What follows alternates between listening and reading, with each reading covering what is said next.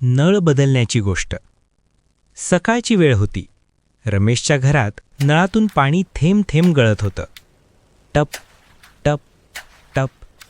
रात्री झोपही लागत नव्हती. रमेश म्हणाला, दरवेळी प्लंबरला बोलवायचं का?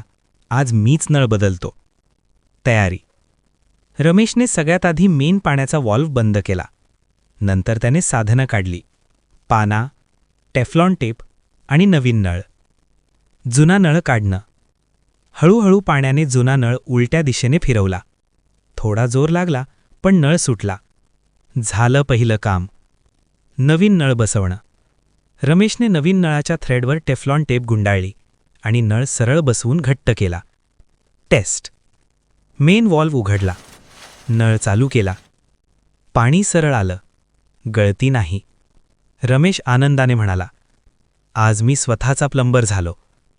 आपल्या या चॅनलला लाईक करा, बेल आयकन दाबा आणि सबस्क्राईब नक्की करा. भेटूया पुढच्या व्हिडिओमध्ये एका नवीन कथा